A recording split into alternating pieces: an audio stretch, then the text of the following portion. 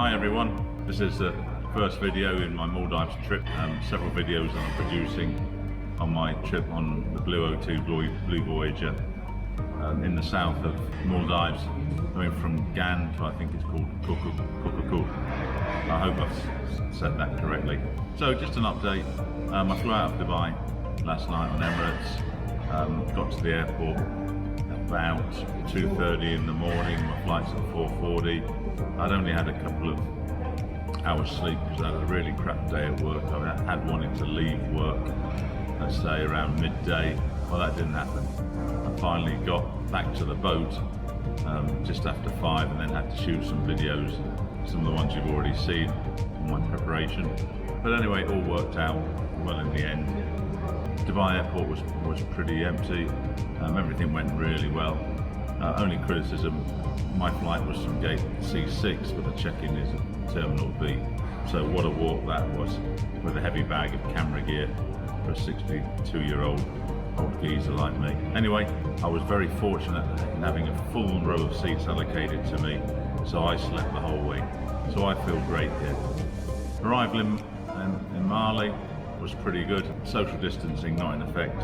Everyone wearing masks. For example, I got on the bus. It's supposed to have 55 people only on it. They just filled it with people. Got into the terminal hall. All the floor distancing stickers are there, but none of the travellers except me were respecting it. We had 3 flights arrive. A BA flight from London with hardly any people, and I'll talk about that in a minute. A flight from Russia, and our Emirates flight, and you know, no one was really taking any care. But having said that, got to the immigration really quick. They looked at my pre-approval with a QR code, scanned that, asked me where I was going, and that was it, through. I'm now sitting in the coffee shop just outside, just at the front of the terminal. That's why I can take my mask off. So I've got my cup of coffee here. It is very good coffee, and a large flat white with low-fat milk and extra shot, $6.50, which for airports around the world is pretty good value. Everywhere here accepts US dollars. In fact, the coffee shop didn't have any small denomination Maldivian Rupiah change, and they're pleased, can you pay in dollars? All the prices are in dollars, so just bring dollars with you, then you haven't got to worry too much. I typically get around $25 out of the ATM, just so I've got some Rupiah, depending on if I'm going into town or not. If you've got a long layover here and you haven't been to the Maldives before, you can check your bags in here at the airport in baggage storage and get a taxi to go around Mali and Humali, which now are both connected by a big bridge. For me, I do come here on business as well, so I've seen it all. There's not really much to see, so I'd rather just chill out here at the airport, have a couple of nice cups of coffee and be nice and relaxed and not rushing. Before I got here, I went to the internet shop, as I call it, and I got a 30. I got their premium traveller package, which you'll see. I got it just for data because it gives me 30 gigabytes plus some phone calls and SMSs, but I forgot to bring a spare phone with me. I haven't travelled for over a year and a half. I'm a seasoned traveller, and it's like I've gone travelling the first time. So that went really quickly. In fact, quickest ever. You know, normally it takes about 20 minutes to get your SIM card, but in and out. Social distancing enforced there, just one person in the shop at a time, or one couple, which I thought was pretty good. Let's talk about the BA flight, because obviously I'm from England, and I saw this bit and I thought, what is this? And I even sent off a WhatsApp to my brother-in-law. Yeah, how many business travellers coming from the UK going to the Maldives? You know, people are not following the lockdown rules. Well, I was wrong, because unusually for me, I went up and spoke to one of the crew, a very nice gentleman who was really informative. He said, look, we only have about 30 people on the plane. Most of them are coming here for work because tourism's up and running. He said, we've got a couple who call themselves independent filmmakers. He said, we can't dispute that. So I guess, yeah, the independent filmmakers may be independent filmmakers, or they're probably going on holiday, you know, not really following the rules. But anyway, I said, how do you make money? And he said through cargo, we're full of cargo, going and coming. PPE, vaccines, all that sort of stuff is lucrative cargo nowadays. And BA are managing to run flights, I guess, profitably with that cargo. So what else? Yeah, I mentioned about the coffee club. The airport sits right on the sea. That's for Andy Walters, he loves my backdrops. Unfortunately, I couldn't put the sea in the backdrop today because it's too bright outside and you wouldn't have seen my head, you'd have just seen the water. Probably better. Oh, by the way, I am a Bath Rugby supporter.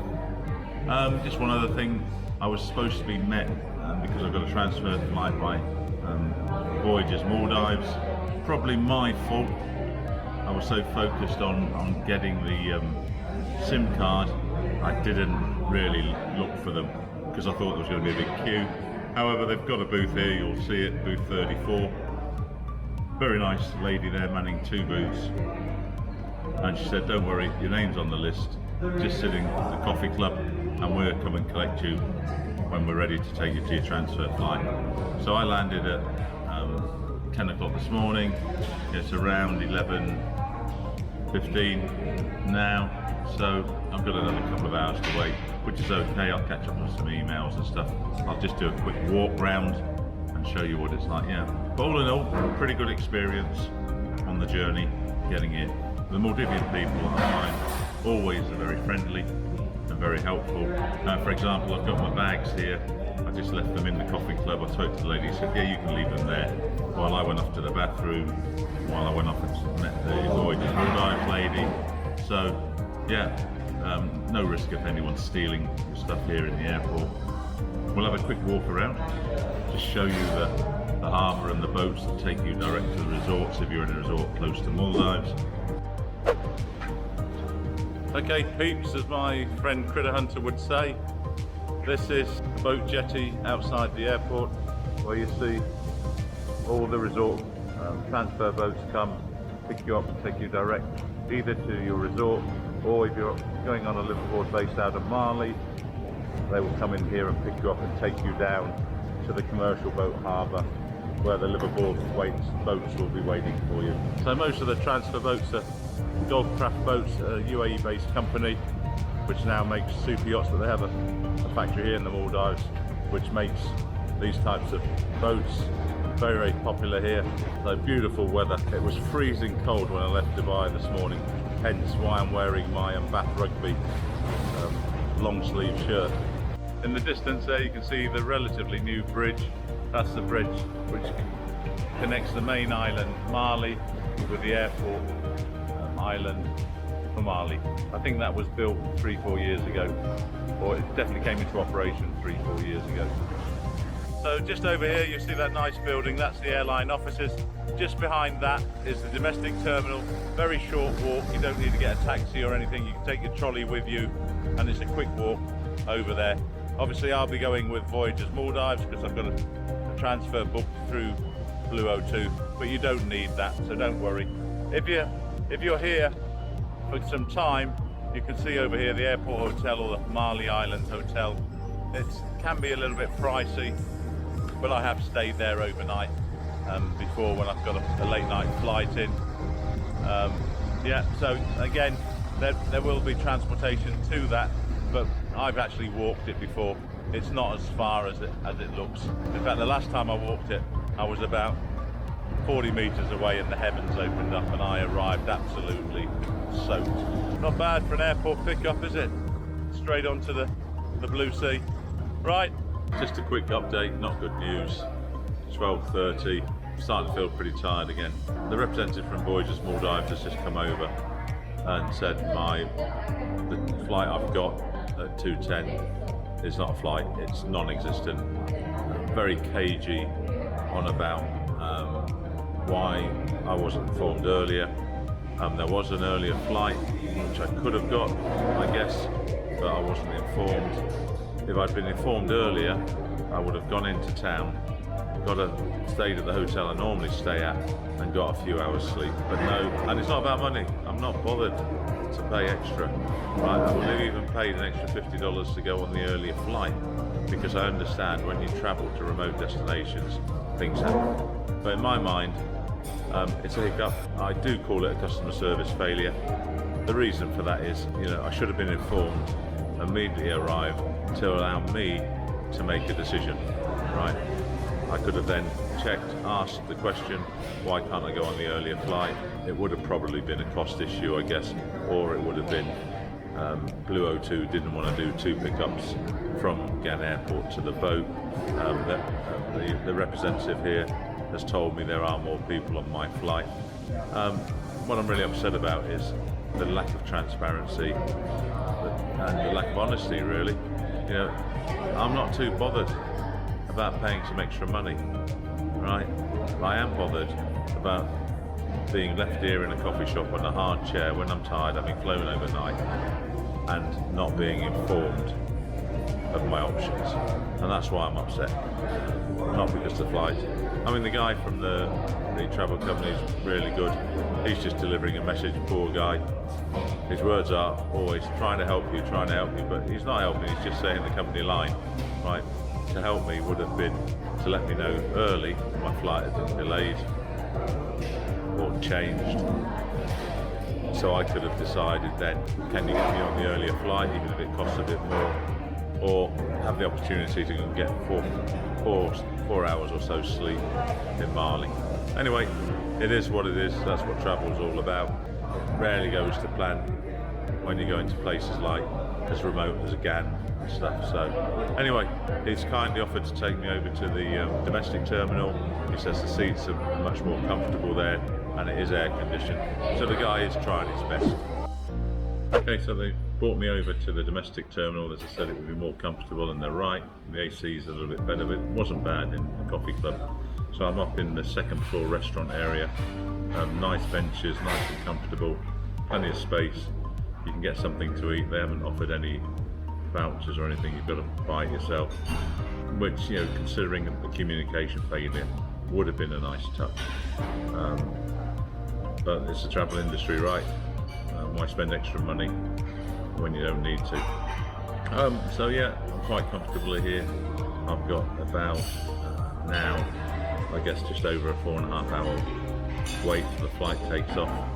Apparently we can check in around 3 hours. So yeah, good thing. You get free Wi-Fi here. They've kindly given me the login details for the hotspot, so that's definitely a plus. Finally, we're going on a Dash 300 down to Gan, Addu City. So yeah, it's been a long wait. The flight's delayed a little bit, about 90 minutes journey, and then we're finally there and get on board the boat. Well, I'm on board now. They've given me a good seat, 1A, plenty of leg room. So yeah, looking forward to this. As I said earlier, about 90 minutes, and we'll be in Addu City, also known as Gan, and then the adventure starts, I guess. Yeah, we'll be arriving, I think, at around 7 o'clock, which is 6 o'clock UAE time. So that's been about 16 hours travel for me by the time I get there.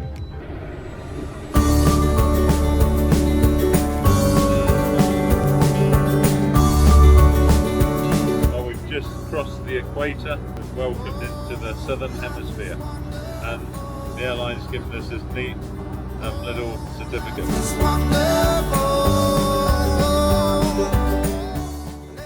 There we are, we've arrived at Gan International Airport. Really good flight, 90 minutes, dead easy. They checked in my carry-on bag just at the back and they've just given it to me now. Really good service, nice flight, really enjoyed it. Gan used to be, many years ago, an RAF base. Still not many planes on the tarmac. I think the only international flights that come in here, I think, are on Sri Lankan and obviously some private jets, but I don't see any around. So we just arrived.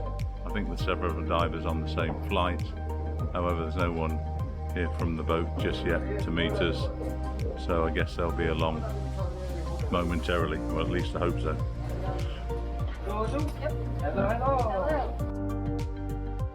Wait, Brian. Hi Brian, nice to meet you guys. It was a short walk to the jetty where we boarded the Donny. You can see all our luggage there. It was transferring us to Blue Voyager. Nice and easy, really. We did get kitted up on the Donny for the dive the night before, so we assembled our VCDs, regulators, that sort of thing. But yeah, nice pickup, nice short journey to Blue Voyager. Hi everyone. It's just about 9:15 at night. It's been a long day.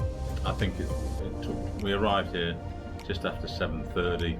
The flight was late, but it was okay. The problem with getting a 4 o'clock in the morning flight from Dubai is you don't get a full night's sleep the night before, and I'm feeling it at the moment. I mentioned I would have liked to have gone and got some sleep. I mentioned why, but on the whole, it's all worked pretty well. When we got onto the Donny from the airport to transfer, we immediately got our kit together, which is the last thing I wanted to do really, because tomorrow very early, just around 6:30, just after 6:30, we've got a check-out dive. Dinner was ready, a bit late for me, and I want to take the opportunity if I can to try and lose some weight this trip. So I may skip dinner most days and just have something very light. And also I wanted to get into my room, get unpacked, everything, get organised, get a shower, so I didn't want to be rushing around, which worked really well. I managed to get everything unpacked, take a shower, just in time for the briefing. Our cruise director's named Roy, he's from Amsterdam. He seems to be a lovely chap. We'll find out during the week. And then he went through the boat. I'm just going to look at my notes of it because I'm a bit tired. I did take some notes. Tomorrow morning we have a big safety drill and briefing, and anything that he didn't cover tonight, but he covered things like the sunroof and the jacuzzi, which they fill up when you dock. He also said we're near the equator. You saw I got a little certificate when we crossed the equator, and so he said be careful for the sun. Well, I don't like the sun much anyway. That's weird, isn't it, from a guy living in Dubai. He gave a briefing about the Sky Lounge. Where the Sky Lounge is where the dive briefings are. It's where the bar is and where the big TV is, and that when the bell rings it's either food or briefing. There's a panorama deck, sun deck, which you can use. I'm not going to walk you around the boat now, I'm tired. I don't want this video to be too long, and I'll walk you around as we go through the trip. There's a smoking area at the back where I'm seating at the moment. This week's Shark Week, so we do have, I've forgotten her name, but a shark expert who will do presentations and lectures and teach us about sharks, so I'm going to try and attend all of those. So there's 3 briefings a day for the dives. Just look at the time at that. First one is 6:30 in the morning. There's some light food available at 6, and that's your first dive. Then you have your breakfast after that. Second briefing at 10:30, and then after that then you go diving. After that dive there will be lunch, and then the third briefing is between 2:30 and 3, and after that dive there's a snack, and at 7 o'clock every day dinner is served. Water temperature is 28-29 degrees C, which is brilliant. We may do some night dives. It's not usual on these trips in the south, but Roy does like his night dives and has said if he finds some safe sites we'll get at least one night dive in. They wake you up at 6 o'clock in the morning with a drink of your choice, orange juice, water, coffee or tea, which is really nice. I've been on this boat before, and also every night you reserve the eggs you want for the next morning, so there's things like plain omelette, cheese omelette, poached eggs, fried eggs. You get really whatever you want. There's cookies, sweets, tea and coffee free all day. Softies and alcoholic drinks obviously you pay, and you sign your bar tab every day and you settle it at the end of the week, and you can pay by cash or debit card or credit card, but if you pay by credit card there is a 3% surcharge. There are water stations on the boat, so you can fill up your reusable bottle, or they do have some reusable plastic cups that you can use. Toilets are marine, so switch them on. There he is, there's Roy. Switch them on, switch them off. The showers are nice, I've used it already, but remember, you're on a boat. They do produce their own water, so wet yourself, soap up, put your shampoo on, then rinse it off. Try and conserve water. There's an emergency plan in each room. We've been asked to read that tonight, and there are also fire extinguishers and fire detectors. So really, I'll just have a look there. I think that's really about everything for the briefing tonight. Roy did say there will be more tomorrow. Just a note on the COVID situation. The COVID is quite well contained in the Maldives because it is a small nation, and they are insisting on a lot of requirements. But the boat has been completely disinfected since the last people left. If anyone does get COVID on board, we will be taken to an island where we could be quarantined for up to 2 weeks at our own cost. So you really need to make sure that your travel insurance or dive insurance covers that. I'm not really sure if mine does. So I've got travel insurance Dan and dive ashore, so hopefully one of them will, because I'm not going to read all the policies tonight. But apparently if you're clear after if you test negative after 2 days, maybe they release you. That's not confirmed because things keep changing all the time. And then finally, we just did the paperwork, you know, where we fill out everything, medical statement, liability release, crew details and that. I find that a bit annoying because Blue 02 do have a portal that we load stuff up to. Why can't they just have all the forms online, yeah, and then you fill them in online, and then you press the print button, bring them and sign them here? Or even cooler, why not have electronic signature system? Yeah, so that's my first suggestion. But I've been on this boat before, I do like it. I'm really excited about being in the south. I've wanted to come down to this area for years and years and years and years. So I'm finally here. So I'm pretty knackered now. I'm off to bed and I'll see you tomorrow.